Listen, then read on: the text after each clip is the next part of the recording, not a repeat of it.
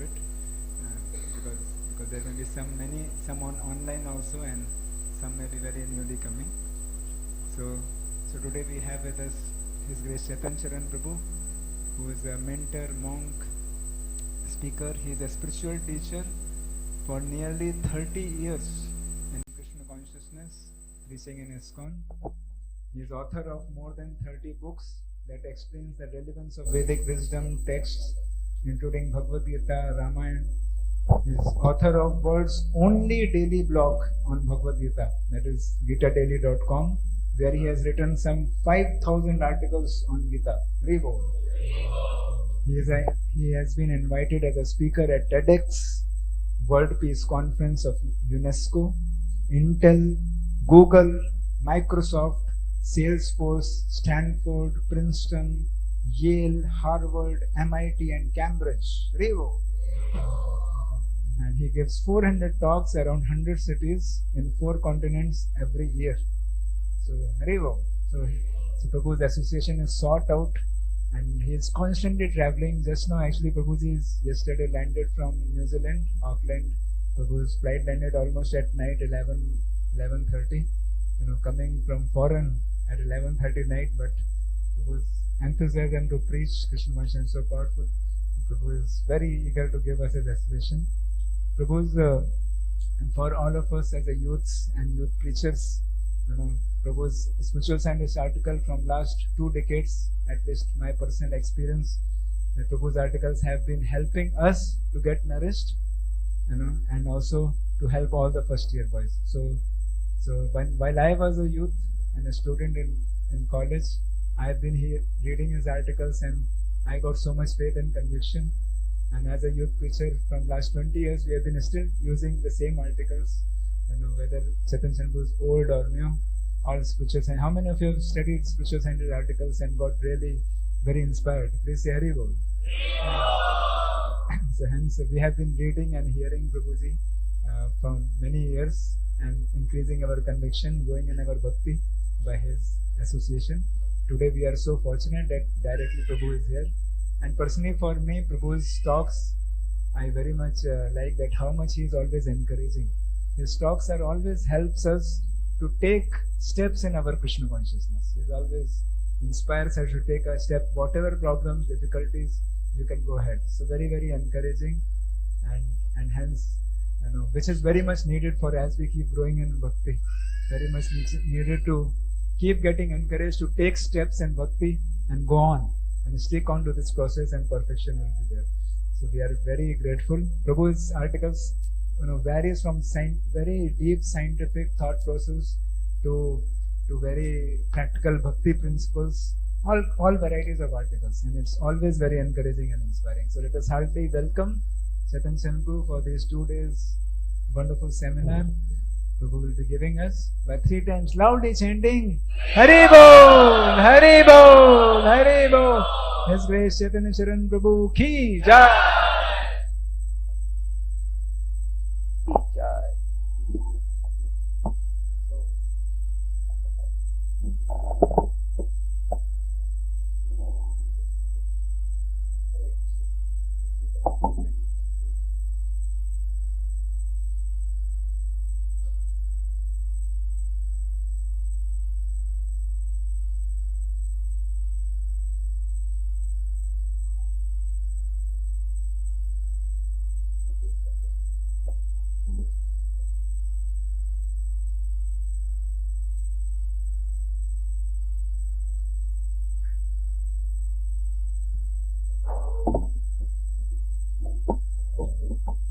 ओम ज्ञानतिमिरन्धस्य ज्ञानाञ्जनशलाकाय चक्षुरुन्मिलितं येन तस्मै श्रीगुरवे नमः। नमः ॐ विष्णुपदाय कृष्णपृष्ठाय भूतले श्रीमते भक्तिवेदान्त स्वामीति नामिने। नमस्ते सरस्वती देवे गौरवाणी प्रचारिणे निर्विशेष शून्यवादी पाश्चात्य देशतारिणे। वाञ्छाकल्पतरुभ्यश्च कृपा सिन्धुभ्य एव च पतितानां पावनेभ्यो वैष्णवेभ्यो नमो नमः। Jai Shri Krishna Chaitanya Prabhu Nityananda Shri Advaita Gadadhara Vasadi Gaura Bhakta Vrinda Hare Krishna Krishna Krishna Hare Hare Hare Rama Rama Rama Hare Hare. My dear Lord, please guide us all so that we can understand the truths of the world that you have fashioned and align ourselves accordingly. Hare Krishna. I'm grateful to be here with all of you today. Am I audible to everyone? Yes, thank you. Yesterday I was in Wellington. So Wellington, they call it as windy Wellington. It's a super windy place. So from there, I guess here it's quite hot as compared to Wellington. But ultimately, whether you go in India, America, New Zealand, it's hot because the mind is hot. Wherever we go, our mind tends to get agitated, and that is the real challenge in life. So I'm grateful to be here with all of you. It's wonderful to see so many of you here. And I'll be writing and drawing over here. Our broad topic is karma today, but I would like to give an overview of what we are going to do. We have 4 sessions, and I'll try to explain what we plan to do in these 4 sessions, like an overall map of the discussion. And then we will, of course, these are not going to be watertight discussions in the sense that some of the concepts from the future sessions will also come here. See, broadly, if we consider the first session which we will discuss in today's, does life make sense? That's the broad topic we will discuss. And within that, we'll discuss how karma is the best way we have among the various worldviews possible to make sense of life.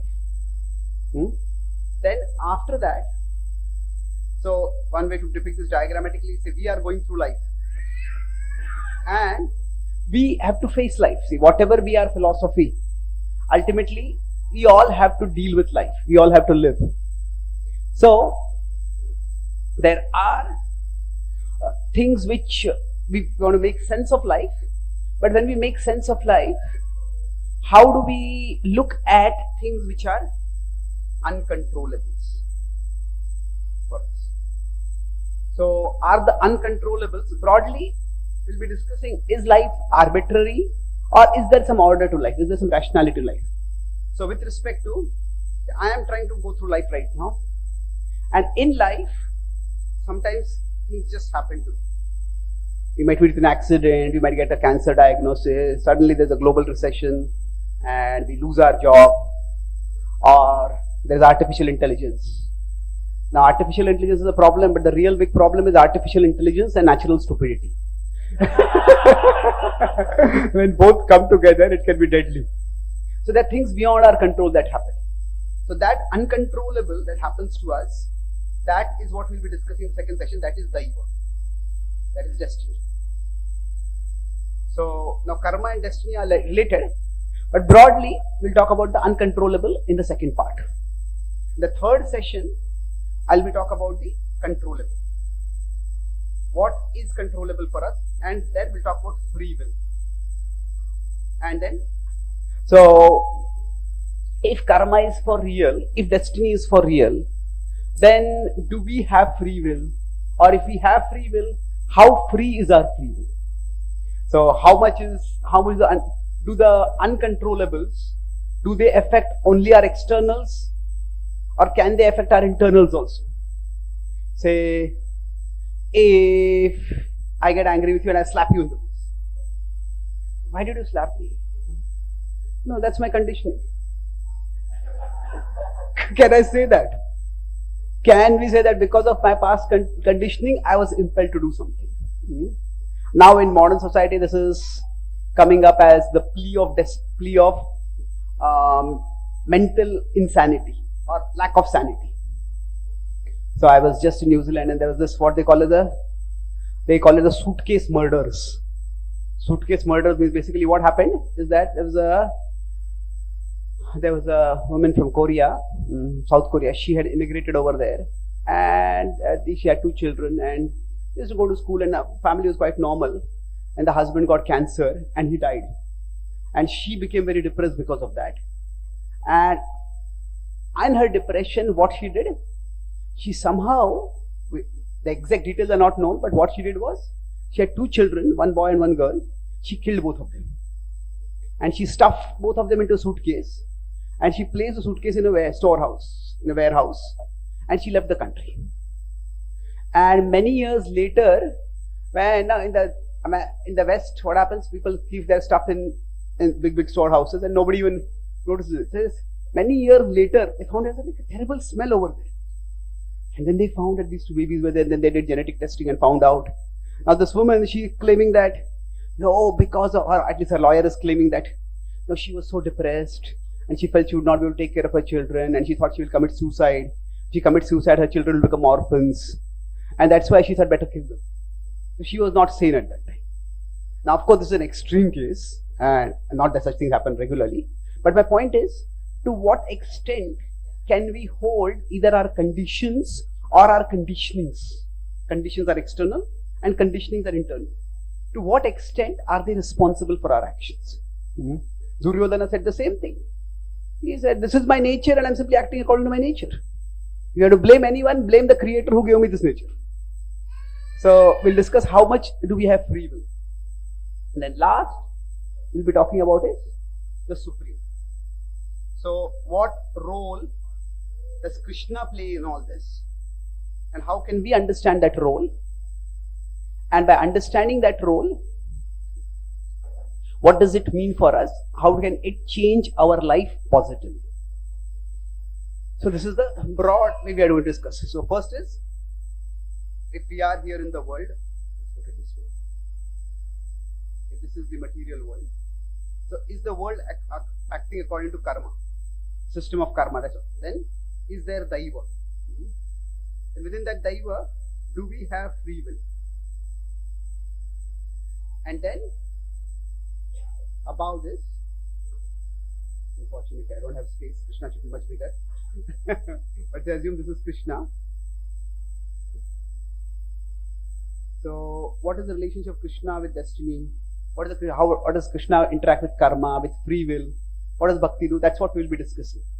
So I'll be drawing extensively from the Mahabharata primarily. I also draw from the Bhagavatam and the Ramayana to discuss some incidents, to illustrate some principles. Okay. So let's begin with the point of karma. So now, before I start, I need to ask, what does the word karma mean to you?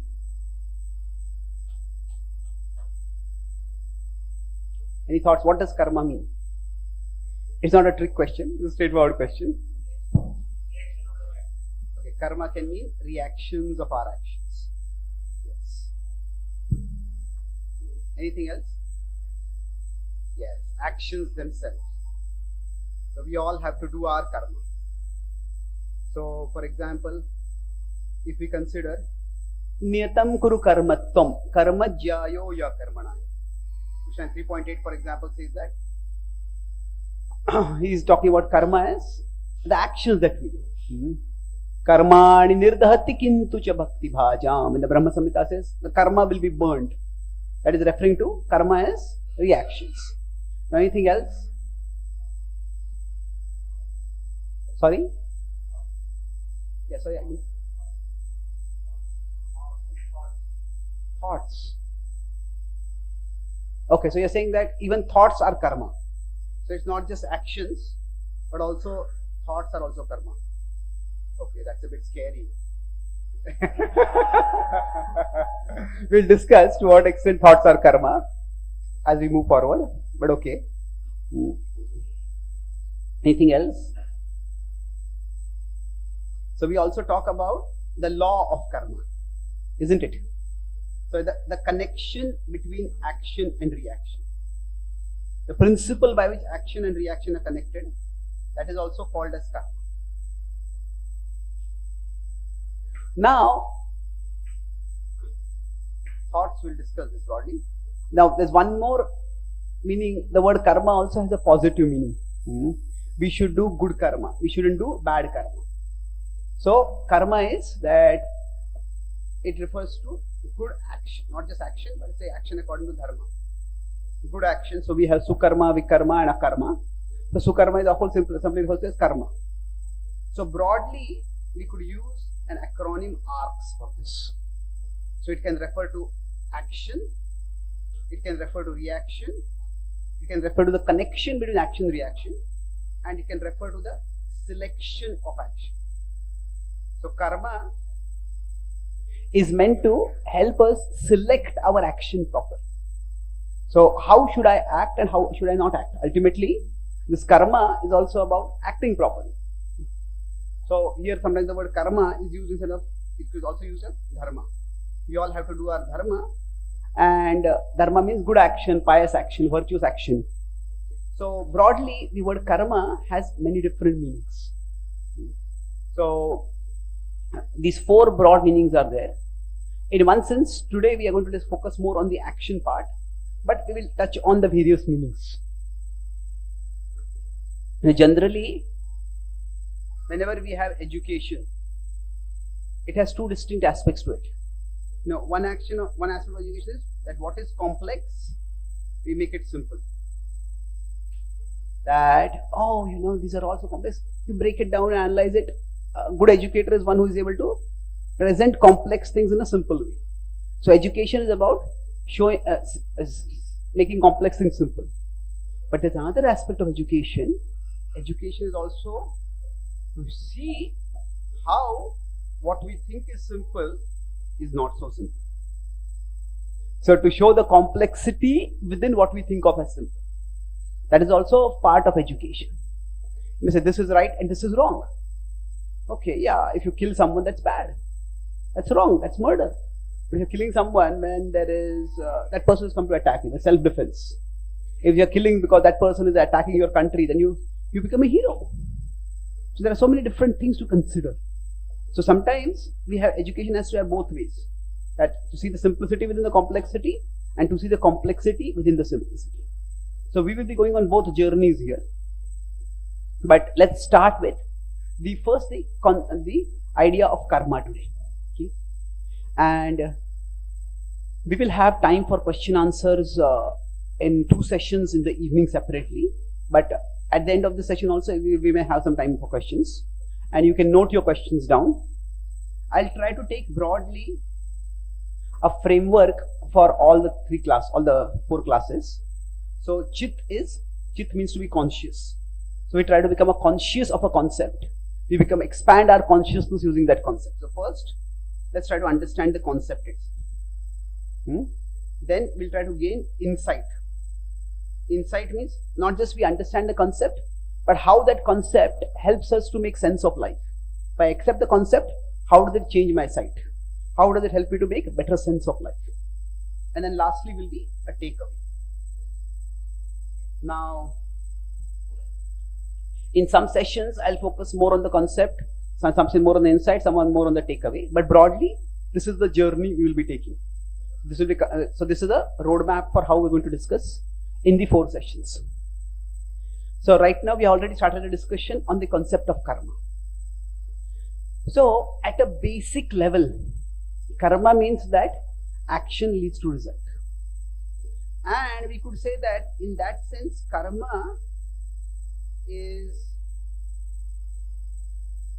it's logical and it's universal. What do I mean by universal and logical? See, everybody at one level accepts the principle of action-reaction correlation. That even if somebody is an atheist, now I'll use atheist as a broad word for non-spiritual philosophies. Now there are many different philosophies within that, and we'll come to that later. But broadly, even somebody who does not believe in karma, that person also, if there's an atheistic parent, that person is also, when they're going to raise their children, are they going to say, ultimately everything is chaotic. Whether you eat 20 chocolates or you eat 0 chocolates, there's going to be no problem. Everything is chaotic. Now, whether you clean your room or don't clean your room, whether you brush your teeth or you don't brush your teeth, no, nobody lives like that, isn't it? So when we say logical, universal means that it's implicit in our actions. In the way we deal with each other, the way we parent, the way we talk with each other, the way we conduct ourselves. It is implicit in the training that we give to others. It is implicit in our justice system, that we are responsible for our actions, and that's why we should be held responsible. If somebody has done something wrong, if there were no cause-effect connection, then there would be no idea of justice also. So if we take karma simply as action leads to result, and we are responsible for the actions that we do, and accordingly we should get the results. So we consider this as natural, and we also consider it to be logical. So what do I mean natural? If I put my hand near fire, my hand feels hot. If I put my hand in fire, my hand gets burnt. So the idea, if I may say karma is logical, that action will have some result. That is something which we all accept. And we could say this is also, to much extent, the basis of science. Now, science may not use the term karma, but the idea in science, they may not use the word action and result, because action often conveys the idea of a conscious agent. It uses cause and effect. So science may use those terms, but all the laws of nature that science is talking about, whether it's physics, gravity, motion, thermodynamics, all of them are based on the idea that the universe behaves in predictable ways, and action leads to result. So, is this behaving in a predictable way now? Okay. Okay. So the idea is that at one level, none of us could function without having some understanding and implicit acceptance of the principle of causality, that actions lead to results. So that is how we all function in life. So that's how we train others, that's how we build relationships, that's how we build governments, that's how we explore the universe. If the universe were completely arbitrary, then what is the point of exploring it also? What is the point even of exploring it? Because what would happen is, okay, I explore, I find something over here, it works here, but it doesn't work anywhere else. So these laws don't work. So we wouldn't have it. So in that sense, karma is universal. So what is the karma happening now? Something has gone off?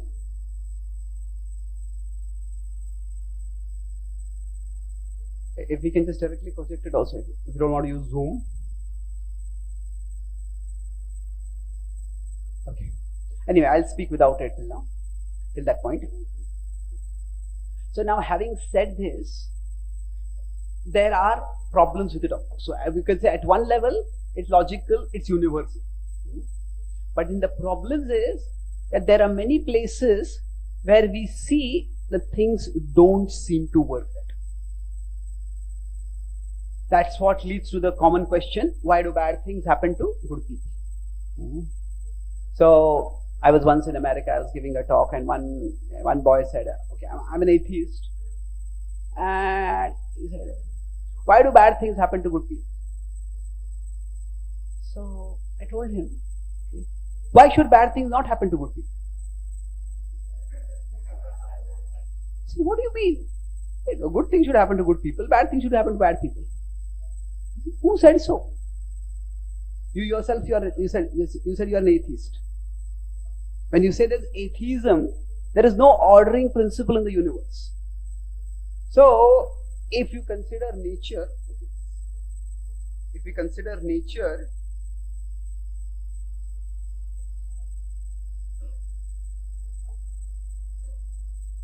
nature is basically, we could say, in some ways, it's amoral. It's not immoral. So there's moral, immoral, and amoral. Means morality is not involved in it. when a tiger chases a deer?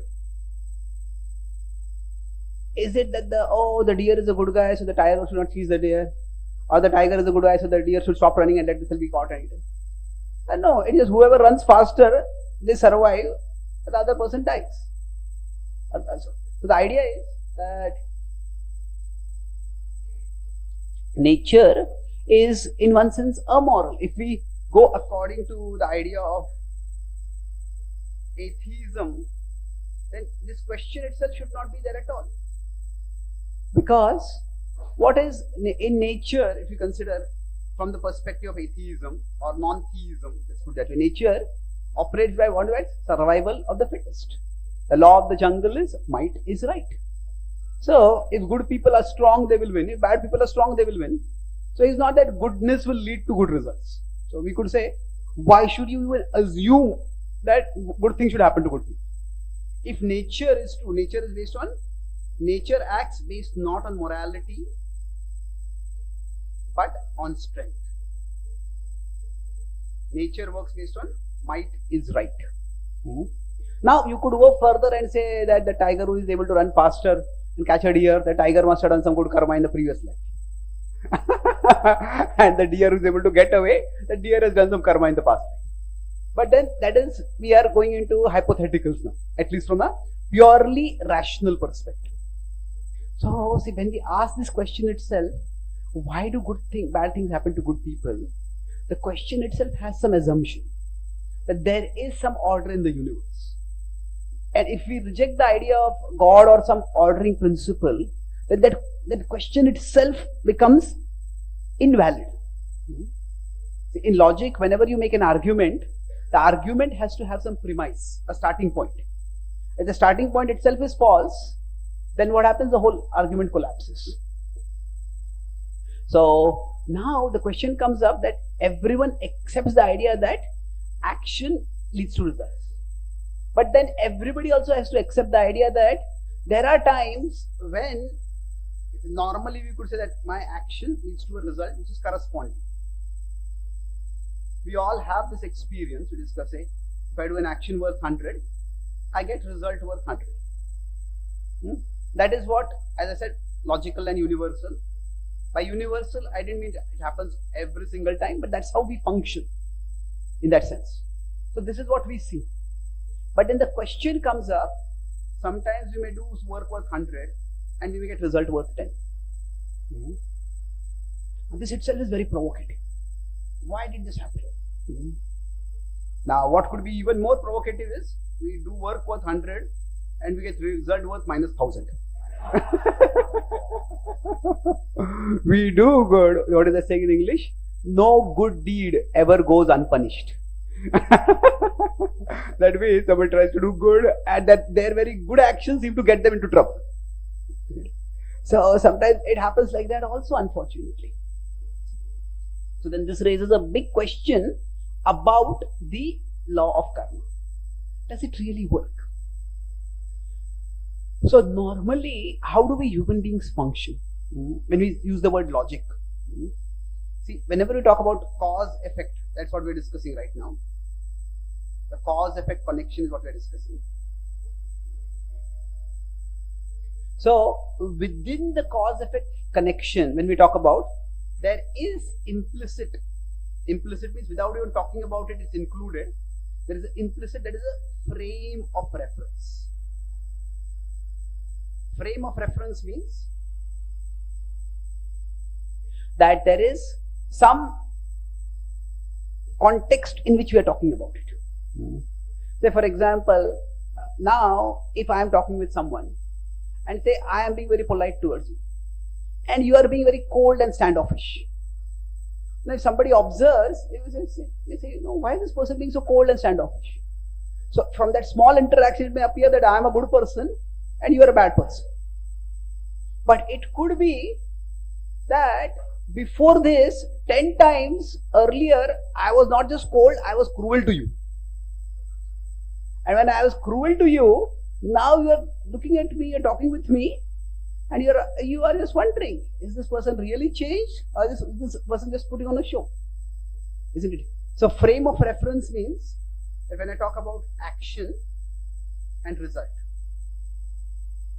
So one frame of reference is this action leads to this result. But sometimes, say, if you know that 10 times in the past I have been cruel to you, to this person, then you will say, okay, it makes sense. This person is being a little cold, is a little suspicious. Is suddenly put on become a good person, or just putting on an act? So what it means is that when sometimes things don't make sense to us, we expand our frame of reference. That it could mean that when I am getting a particular result R, that R could be a result of not just A, there could be, this could be A3, there could be A2, there could be A1. And now when I am getting the result, it is a result of all three of the previous actions. Maybe it could be even more also. So we understand that sometimes the frame of reference may not be as we think it to be. So generally, this is how we all function. We expand the frame of reference whenever things don't make sense within a particular frame of reference.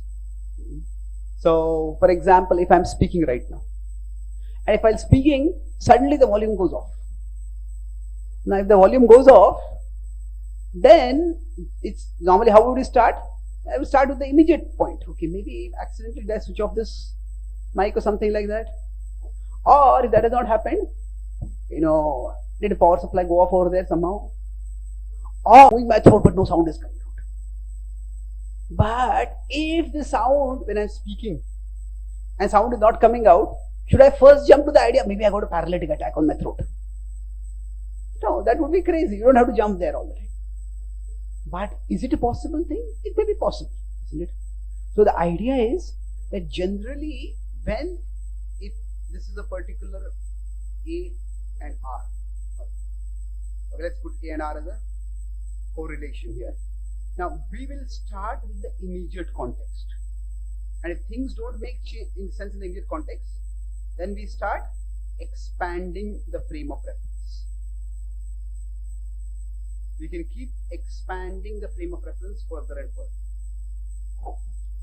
So generally, when we function, we try to find a frame of reference in which things make sense.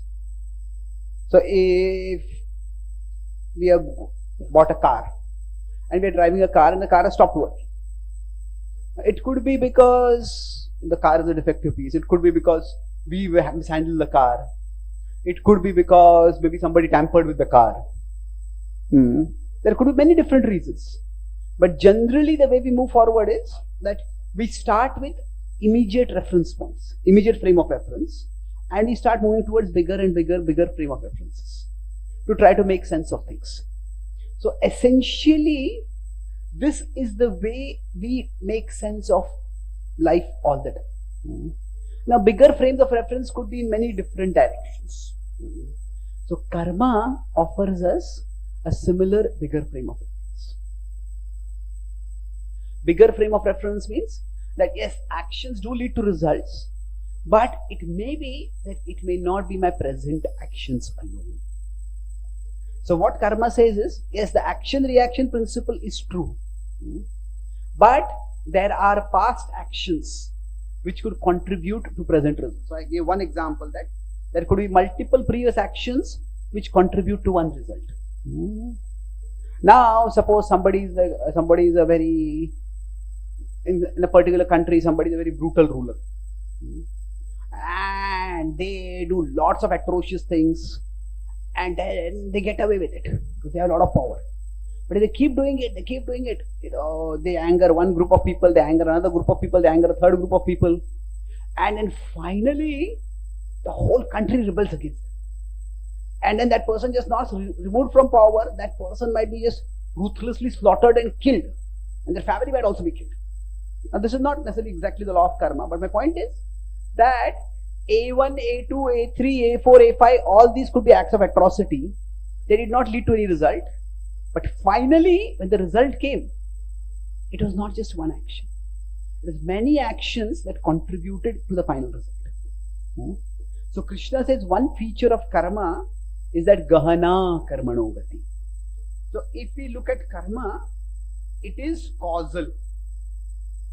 Causal means it involves cause-effect connection.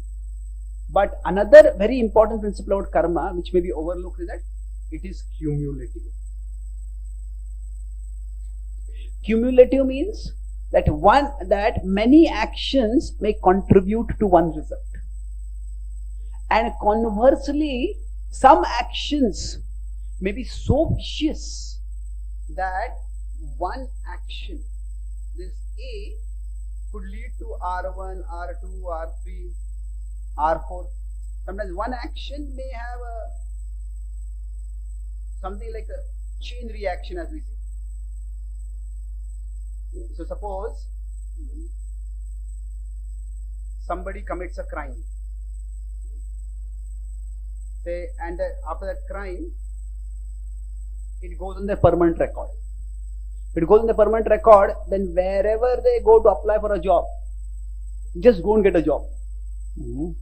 Many times if teenagers or someone commit a crime, then the general government policy is that they say seal the records, that nobody can know that the person has committed the crime. So that way the person can make a fresh start in their life. But sometimes somebody has committed so many crimes, or such serious crime, that the records are unsealed. And then what happens is that person is just, that one action can have multiple results. So the idea is, karma is causal, but it is cumulative. And because it is cumulative, that is where things start becoming messy.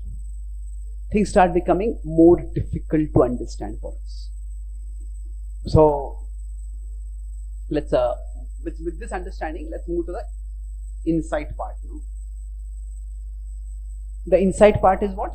That means how does the concept help us to make sense of our life, make sense of the way we function in our daily life. See, basically everyone feels that life is unfair to them. Everyone feels this, that, oh, I have done so much work and nobody recognizes the work that I'm doing. People are not valuing me for all that I am, what I'm doing. Everybody feels it at some time or the other. Now, when this feeling of unfairness comes, so basically what is unfair means, again, it's something like, I did this much action and what I got was a tiny result. This feels unfair. So broadly, when we find that life feels unfair, how do we make sense of life? So life feels unfair, that's just universal. Everybody feels it that way, sooner or later. We may feel that I worked very hard and I achieved this, and then, but still I'm not being recognized, I'm not being appreciated, or I worked hard, but still I couldn't achieve this. So I was just in Australia and New Zealand. Now, in Australia, it's not just Australia, I don't want to badmouth Australia, but everywhere it is there that whenever international students want to come for education. Now, there are some very reputed universities. There are other universities which are basically scam universities.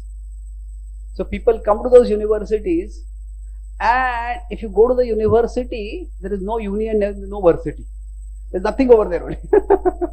It's just a name by which people say that I've registered in this university, and they try to hunt for a job, and they try to do this and they try to get that, and somehow they can do a job in parallel. They learn some skills, and once they learn some skills, then they emigrate to that country.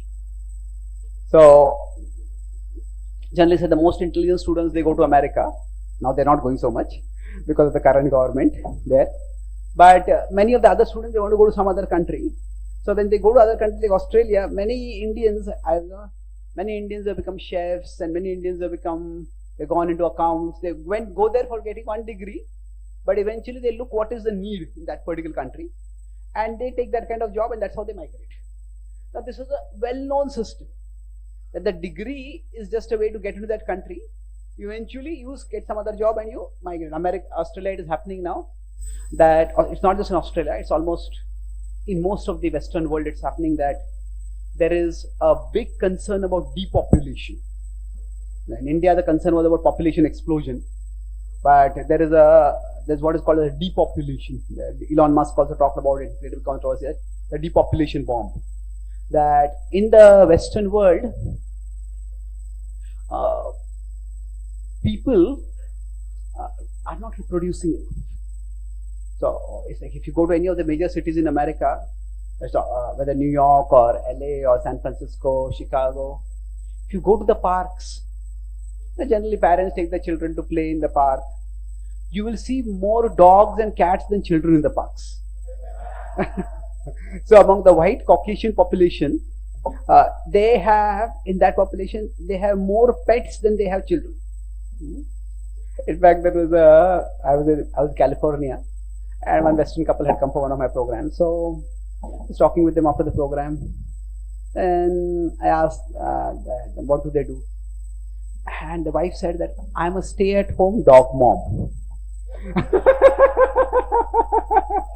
Now, nowadays the idea is the whole social pressure and cultural pressure that if somebody doesn't work, oh, you don't do anything, just at your home, let's look down upon a little bit. It shouldn't be looked down upon. Taking care of our children is the most important thing, but it's looked down upon. But if you're a human mom, that's the ordinary thing. You're a dog mom, that is a proud thing. So, this is very proud to have a stay-at-home dog mom. So, taking care of a dog, see, everybody has the need to nurture. We all feel that, that my existence should matter to someone else.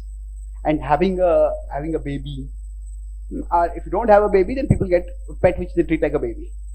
So the idea is, so that's why I was talking about this in Australia, as well as many other Western countries, there's a big crisis that because people not having children, there are people who are becoming older and there's no one to take care of them.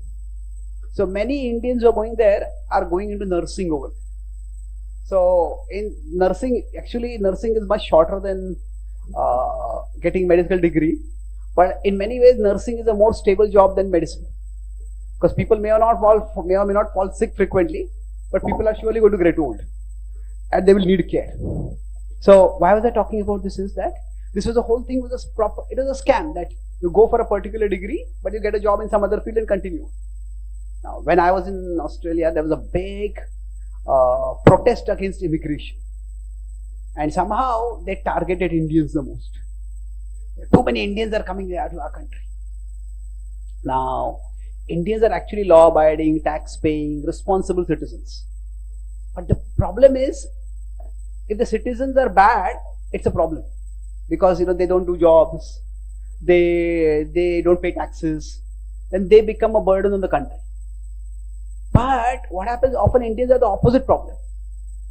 They all take care of their families, they follow the laws, they pay the taxes, then they take all the best jobs. And the local Aussie people don't have the best jobs. That's why Trump has also increased the price for H1B and all these things. So Indians were till previously called the model minority. We go to any other country, we are minority over there. But because model minority is that if citizens, all immigrants from any country were like Indians, then they would add value to the country. But the point is that there are these young students who have gone there and suddenly this whole scam, the colleges are being shut down. Now they paid for the colleges, and they knew that the degree that they were going to get is of no value. But while they're in that college, they would learn some other skill, some nursing or this or that, and that's how they get in the country. And now they're stuck in no man's land. So what happens is sometimes life is unfair. This is how things were working, suddenly they stop working. So the point is, life can be unfair. It will be unfair to everyone in some way or the other. So when life turns out to be unfair, how do we look at life's unfairness?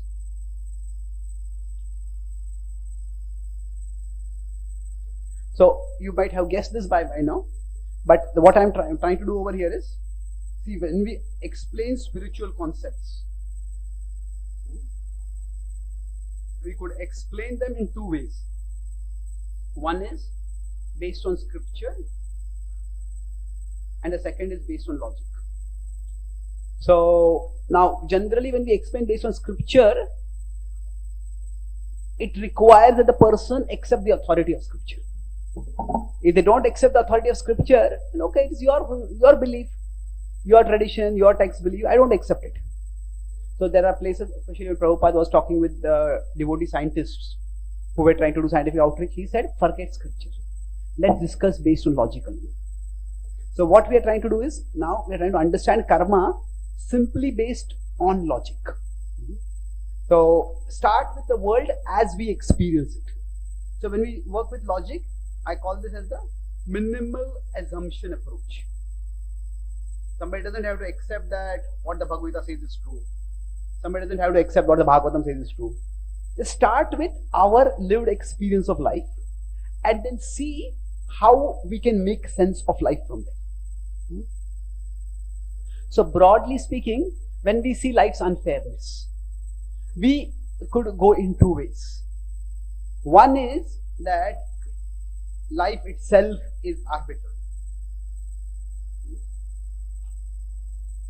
So life itself is arbitrary. The world is like a big cosmic lottery, and some people win and some people lose.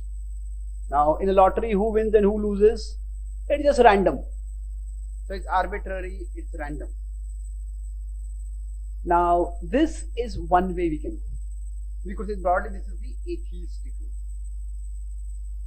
If there is no overarching divinity, then the idea is whatever happens is just arbitrary. And there is no sense to life. The other way we could go is that there is, if we accept theism, we could say that God is arbitrary. Now, of course, we will not use the word arbitrary for God. Then those who believe in God will be much more respectful. So, for Christians, we use the word unknowable. God's will is unknowable. Now, we may use the word achintya. It's inconceivable. So, we could go one of these two ways. And when bad things happen, how do we make sense of them? When life seems to be unfair? Yeah. So, the idea is that either there is no order in the universe and everything is chaotic, or God acts arbitrarily. Now you will see that neither of these really makes sense, because we do see that there is some order in the universe. Say, if somebody eats a dozen ice creams on a cold night, and then the next morning they get some terrible pain. Their sore is gone. Their throat is gone. Their throat has become terribly sore. Now, we can say that there is some reason for it, isn't it? Is the reason past karma? Well, yes, but it's not past life's karma, it's past night's karma. So, the idea is that in general, there are significant areas where we do work with the idea that cause-effect connection is there. Like I talked about it in science, in law, in our training. So then what happens is, if we say things are arbitrary, what it means is that there is, let's explore this option now. 1, 2, and then we'll come to 3, what is in between. But if we consider 1, what it means is, there is an illusion of order, and under the illusion of order, there is a reality of chaos.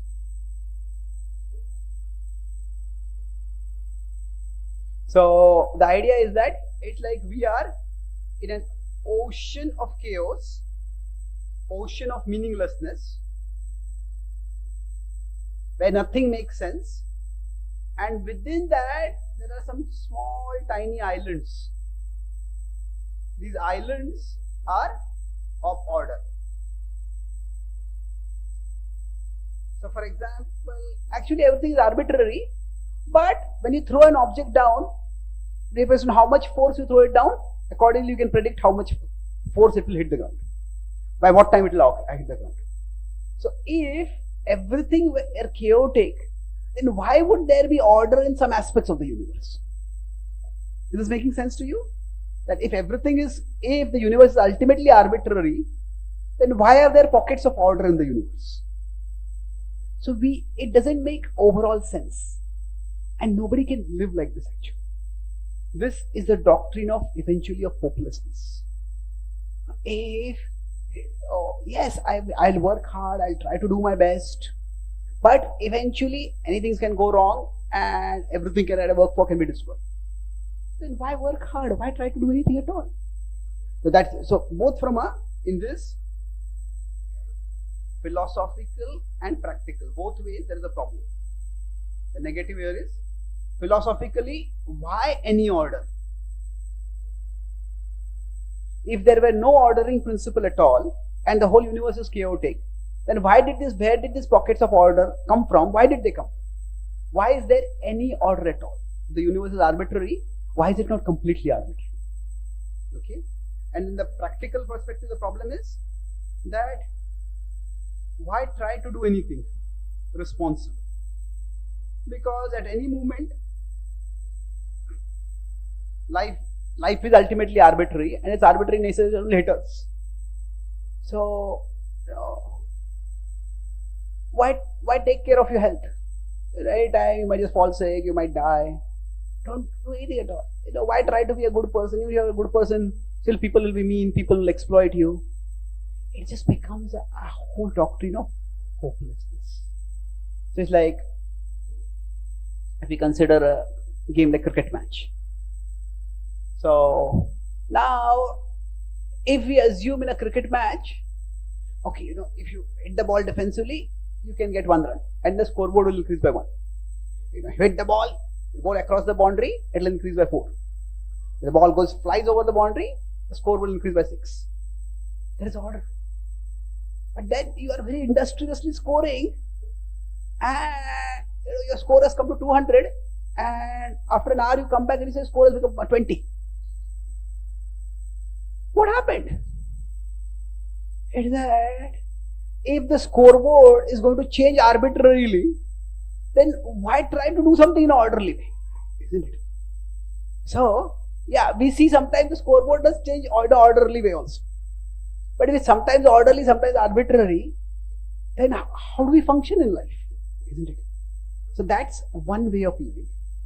So within atheism, there are various philosophies. There is one philosophy called absurdism. It's actually a serious philosophy. There's a thinker, Alberto Camus, he came up with it. And his idea was that life is meaningless. Existence is suffering. Therefore, the only philosophical question worth asking is whether to commit suicide today or tomorrow.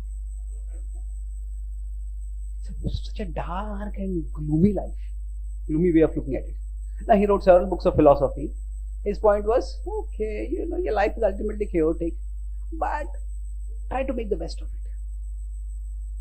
Why? Eventually, he went insane. You cannot live with such a world.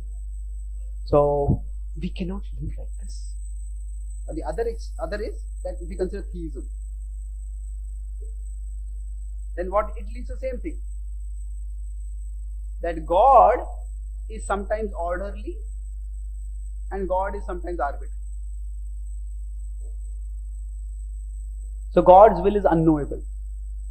Now, from the perspective of our lived experience, what will we see is that if we do good, sometimes good does happen. And we may say, oh, this is the blessing of God. But then suddenly something bad happens. We do good and still something bad happens. The Pandavas, they trained themselves in martial skills. Arjuna learned archery, Bhima learned mace fighting, and they were preparing. They were preparing for life's battles. They were warriors and they knew their job was to fight. But what they found that their Gurukul didn't prepare them for life. In the sense that they prepared for a fight of arms at the Gurukul. But it's like just as you start getting a hang of the game, the rules of the game change. Duryodhan didn't fight fair. Duryodhan didn't call them to a test of arms. Duryodhan tried to poison Bhima. Duryodhan tried to burn the Pandavas alive. So, for them, terrible things happened in life. And then, you say, okay, you do good, there is a good result of that. So, Arjuna, by his archery, he was able to win the hand of Draupadi. And that was, he had practiced archery, he had talent, he developed it, and he was able to get the hand of Draupadi by that. And that was a big success for them. They allied with the Kuru kingdom, not the Kuru, the Panchala kingdom. And then after that, they got the Indraprastha, they got the Khandav, which they converted into Indraprastha by their hard work and Krishna's mercy. So actions do lead to results. If we do good, we do get good results. But at the same time, after they worked extremely hard and got Khandaprastha, there's a gambling match in which they lost everything. So, do we assume that, because this is how life seems to be sometimes orderly and sometimes disorderly. So then, do we assume that God is sometimes orderly and sometimes disorderly? That means, I saw one cartoon, a devotee in America was showing it to me. In America, atheism is quite aggressive in some parts of the world. See, from our perspective, we think of America as Hollywood and materialistic. But actually, in the Western world, America is the most religious country. As compared to UK or France or Australia or New Zealand, America is quite religious. There is a whole southern belt of America, southern and mid belt of America, called the Bible Belt. So, when Trump, earlier his attempt was made to assassinate him and he survived. So, many Christians took it as, God saved Trump. And the Christian evangelicals, they supported him. So, America is actually quite an aggressively Christian country in some parts. And there's aggressive atheism also is over there. In terms of atheism, France is the world's most atheistic country. There's a French Revolution that happened in 1789. That was a time when they systematically killed all the kings and they killed all the priests. Basically, they felt that the priests and the kings are hand in glove. So among all the countries, France is the most atheistic. But anyway, so in America, this is the idea which is taken from France.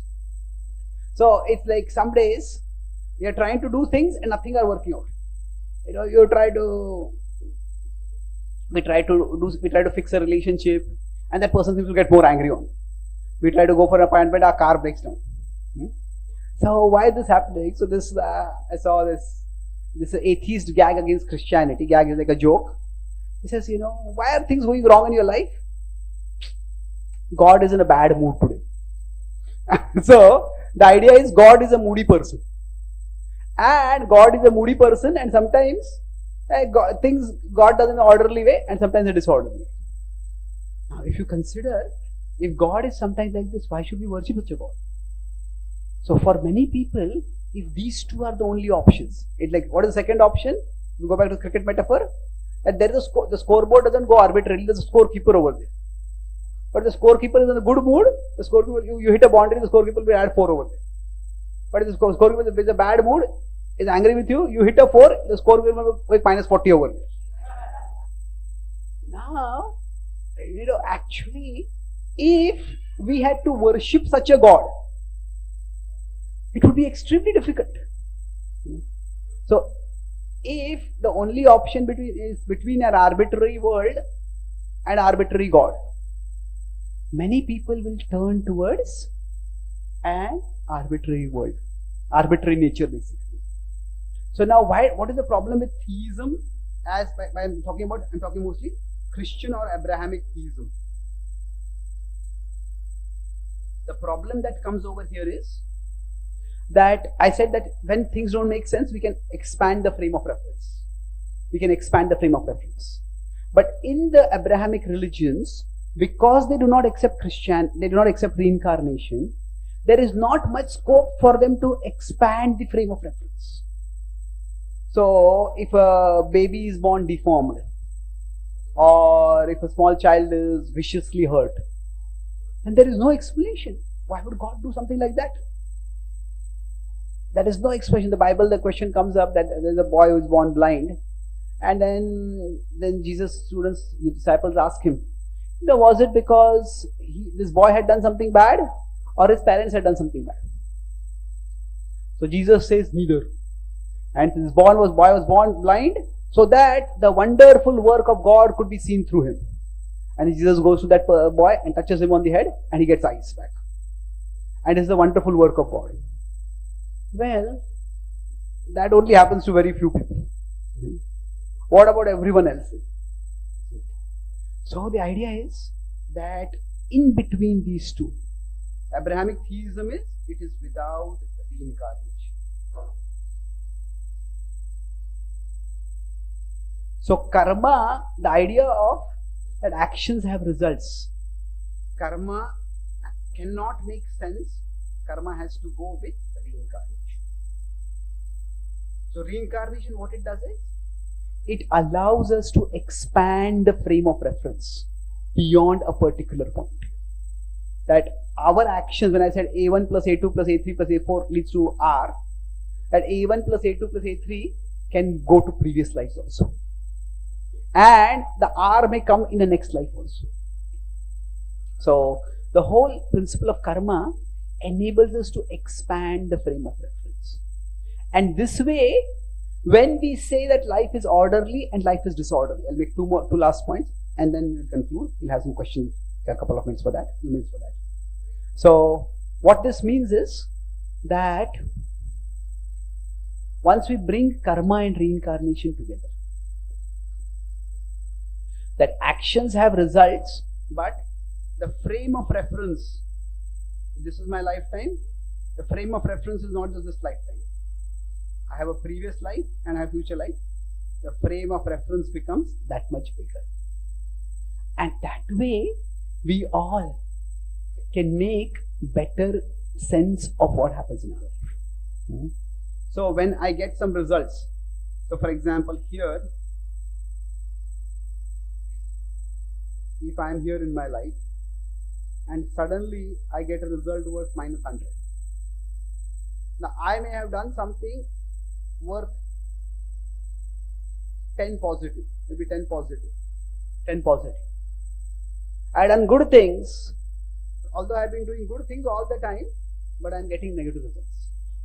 What is happening over here is, there is minus 130 coming from the past. And all of it combines together, and then that's how we get this particular result. So now we may say, yeah, this is just a theory. Yeah, we can say it's just a theory. But let's look at it from a slightly alternative perspective. Like I said, we all have this experience of we do 100 and we get a result of 10. We feel this is terribly unfair.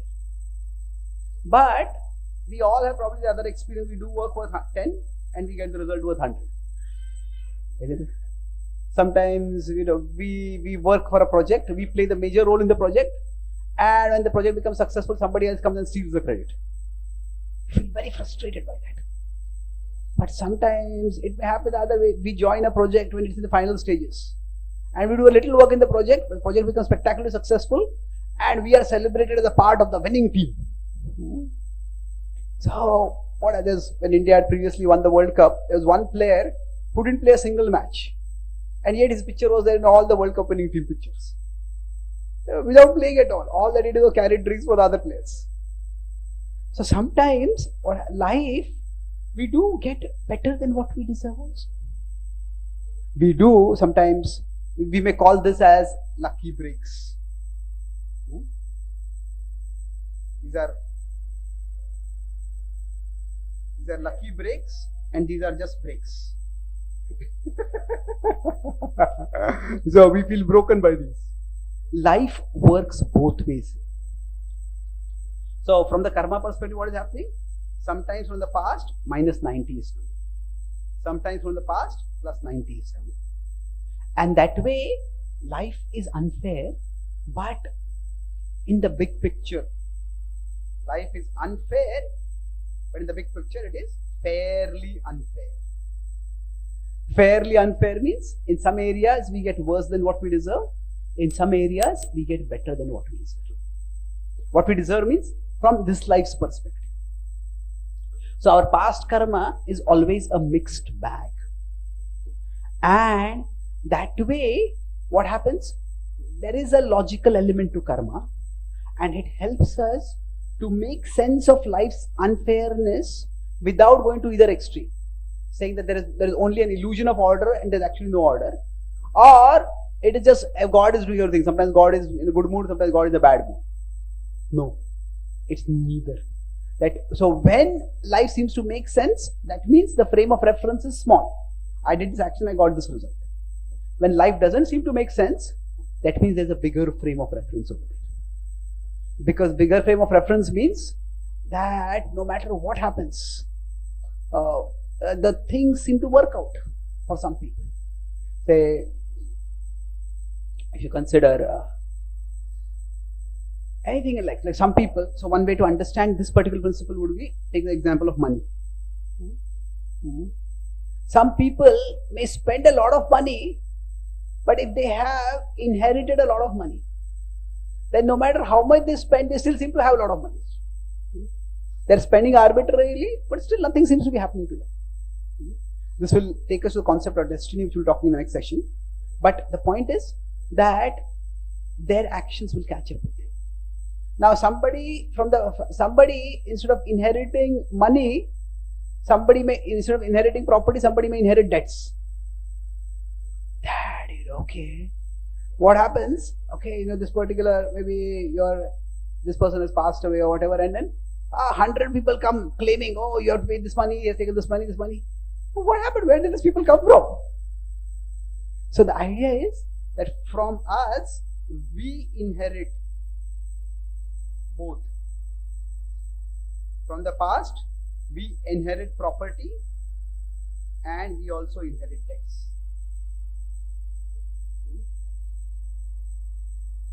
So karma is a mixed bag for all of us. Now that does not mean it's equally mixed for everyone, but when life makes sense, that means it's a small frame of reference. When life doesn't make sense, it's a bigger frame of reference. So many of you know that I need crutches for walking. When I was about 1, my mother, I was staying in a small town in Maharashtra, my mother took me to a nearby clinic to get the polio vaccine. And when she took me there, because it was a small town, the power supply would sometimes go off. And the previous night, the power supply there had gone off. And because of that, the fridge in which they had kept the vaccines, that fridge had got heated up. Now, neither the attendant nor the physician noticed that. Because the fridge had got heated up, the germs in the vaccine had multiplied. And when that vaccine was given to me, instead of preventing polio, it ended up causing polio. So I was told that I was just learning to walk, and I fell down. I could never walk normally thereafter. Now, I don't remember any of this, but my first memory of this was about 2.5. I was about 2.5 or 3, and a distant relative had come to our home, and she was consoling my mother. You say, so sad, your son got polio. And I remember my mother's voice, very calm, clear, confident. She said, whatever he lacks physically, God will provide him intellectually. So now I don't know why she said that. Whether it was an observation, she saw some intellectual ability in me, it was her hope, it was her prayer, it was her blessing. But somehow that stayed with me. Not the God part, that came later, the intellectually part. And I did notice that, of course, I couldn't play athletic games like other kids could play. But I had some intellectual ability. I could read and grasp things quickly. I could remember things well. I could articulate things logically. So, overall, in one area, so there was one boy in the neighborhood who was very good at athletics. And he was very good at athletics, and because I was like 0 at athletics, so he would mock me, he would make fun of me, he would use words like cripple and other things. Now, I don't feel hurt so much, I just feel irritated by it. Then one day, my mother told me that his mother has approached him, and she told that he is struggling in school in maths, and she wanted me to help him in maths. And as my mother was completing, I vigorously shook my head, no. And my mother said, no, they are our neighbors and he's your friend. I shook my head even more vigorously. He's not my friend. So then My mother insisted, no, you should help him. So then I relented. And then when I was trying to help him in maths, he was trying to understand, it was basic arithmetic, probably six or seven at that time. And he just couldn't get it. I was trying to explain, and I realized probably his height was more than his IQ at that time. I don't want to sound sarcastic over here, but he just couldn't get it. And a part of me wanted to laugh at him, make fun of him, just as he had been making fun of me. But then something stopped me. And I thought that, if he is making fun of me for my physical limitation, and I make fun of him for his intellectual limitation, then what is really the difference between us? Am I not just doing the same thing that he is doing? So that life, when we start off in life, we all have some limitations, which may seem unfair. Like some students, like all of you are in good colleges, you have much better IQ than most other students in India. Now, of course, you have had to work hard to use the IQ also, but we have some assets, we have some liabilities. So life is a mixed bag. And karma helps us to make sense of life. That is life unfair? Yes. Yes, life is unfair, but not illogical. Life is unfair, but not illogical, not arbitrary. Now you could go further and say life is not unfair also, because the big picture is unfair. What we are getting from a previous life, that is what coming to us is not. But let's talk it from our own experience perspective. We can accept the unfairness of life without having to believe that life is completely arbitrary, life is chaotic. And that is the key takeaway. I'll conclude with this class in CIT. See, quite often, karma is seen as a system of justice. It is talked about as a philosophy of judgment. Now, you have done something and you have to suffer for it. But this is very rarely the way in which karma is talked about in scripture. Karma is primarily for encouragement, not for judgment. What does encouragement mean? That it is not that, oh, you did something in the past, so you have to suffer now. Shut up, don't ask any questions, just shut up and suffer. That's not the mood of karma. Nobody tells Draupadi when she is dishonored, you must have done some terrible karma because of your suffering now, just continue suffering. No, it is not about judgment. Encouragement means that our actions matter even if they don't seem to matter. Sometimes we may be good to a person and that person may still be bad to us. You start thinking, what is the use of being good? Like somebody may say, I've always eaten healthy, I've always exercised, I didn't have any bad habits, and still I got cancer. Life cheated me.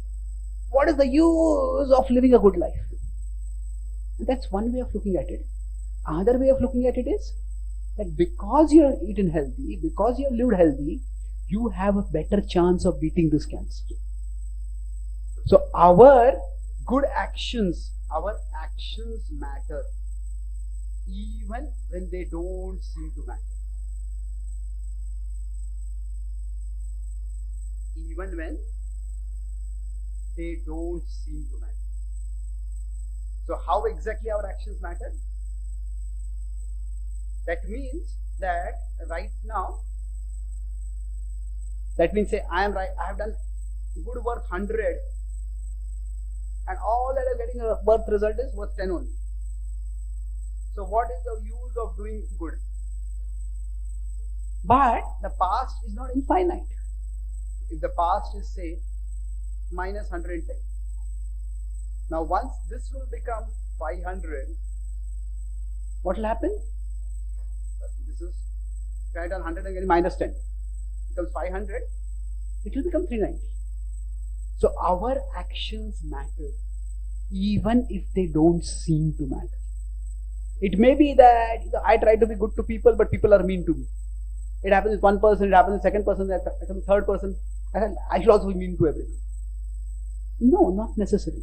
We shouldn't be naive. And when we'll talk about dharma in our future sessions. We'll talk about how to deal with difficulties. But broadly, the idea is that don't give up hope. Don't give up hope that our actions matter, that we can create a better future. Karma is, the essence of karma is encouragement. When Krishna and Arjuna are discussing in the Bhagavad Gita, Krishna is God. Krishna says, I am omniscient. Vedaham samatitani vartamana cha Arjuna. Bhavishyani cha bhutani mam tu vedana kaschana. And yet, Krishna does not give Arjuna any flashback, saying that, oh, Arjuna, you are so and so in this life, and Bhishma, you are so and so, Bhishma so and so in that life, and Duryodhana was so and so in that life, and all of you have done this, because of which now you have to fight. They don't do that. What happens is Krishna says, this is the situation, make the best of the situation. We'll talk about how the Gita expands Arjuna's frame of reference about what to do in that particular situation. But at this point, when we face life's unfairness, understanding the principle of karma can help us to make sense of that unfairness. That does not mean we have to accept the unfairness permanently. That we'll discuss in a future session. But the takeaway is, be encouraged.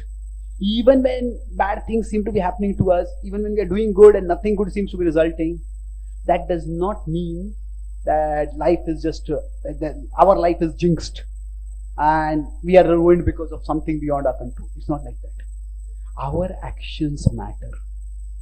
And if they don't seem to matter right now, that just means we are going through a bad phase of karma. But that bad phase will end. It's like somebody has got a debt, and you are putting somebody's loan taken in America. There is college loans. Students take loans so that they can get degrees degrees. And when they get a job, then what happens is whatever get paid for the job, from the employer side itself, the government takes the money. So like you are working, but your bank balance is not increasing only. So what is the use of working? No, you're working, money is coming, but because of some loan, that money seems to be disappearing. But the fact that you are working and earning, that is not going waste. It's just that for some time the results may not come. It can also happen later on that we are doing work, and at a particular time maybe we were supposed to inherit some money, and we get it when we are 21 or we are 30, and we work to get say $5,000 and find in our bank balance $50,000. Hey, what happened?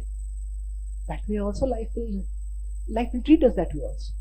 So our actions matter even when they don't seem to matter. Karmanne vadhikaraste ma phaleshu kadachana. The phala is cumulative. And that's why we cannot be sure whether the phala will come or not. But doing our karma will always make a positive difference if we are making positive choices. I'll summarize what we discussed today. We discussed the concept of karma. What is the acronym? C was what? Concept. So I discussed how the idea of karma, if you consider karma is universal, first of all. It's universal in the sense that it's how we train children. It's how we have relationships. We accept people to be responsible in the relationship. It's how we have justice systems. It's how we have science. That action leads to result. That is a universal way we work. So we discussed the word karma itself. I discussed 4 meanings of the word: action, reaction, combination and selection. But then when karma doesn't seem to work, so when it doesn't work, so what do? We expand the frame of reference. So expand the frame of reference means that if I am being kind to someone and that person is being rude to me, that doesn't mean that person is a fool. It's that sometimes we have to explain the action. We can't explain the immediate frame of reference. That person may be cruel, that cold, because I was cold to that person before. So expand the frame of reference. Then I talked about the insight. Now we may try to expand the frame of reference, but there is a limit to that. So life, we all will experience life's unfairness. So life's unfairness is where, say we do action worth 100 and we get result worth 10. So how do we understand it?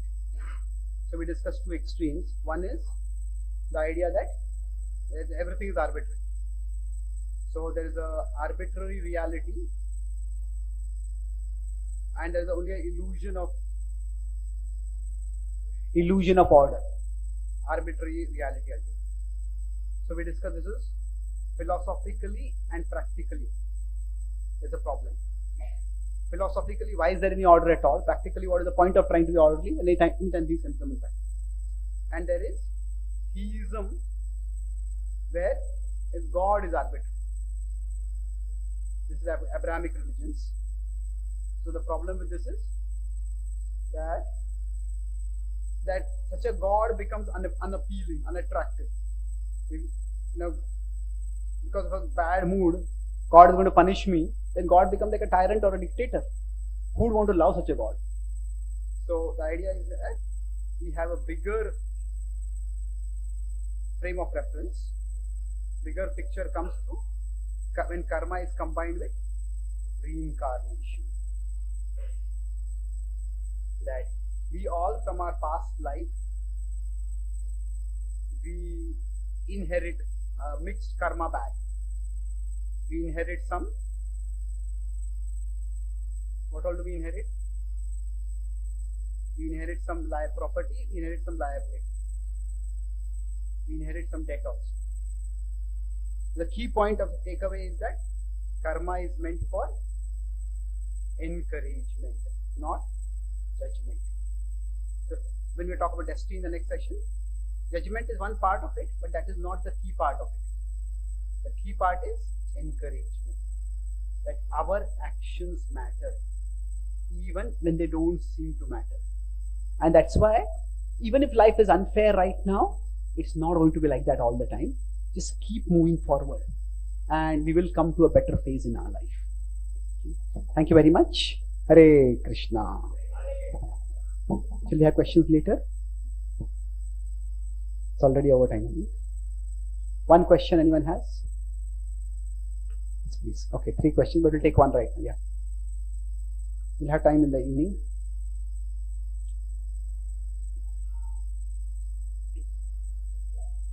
Hare Krishna, Prabhu. Thank you for the class. My question was that you told that there are many actions which fructify into different results. Like example of ice cream, that late night we eat ice cream and morning we get suffering. And there may be cause of different karmas and to that result. So my question was, is that fructifying of that karma is arbitrary, or there is some order in that? That which karma will fructify where, which previous life's karma or this life's karma is acting upon us. And related to that question is that no matter how much we expand our frame of reference, will there be always there is some arbitrary aspect or orderly aspect to that? Okay. Both these questions, I think we cannot answer without going to the next session. So, because without understanding Daiva, we won't be able to answer it. But yes, overall,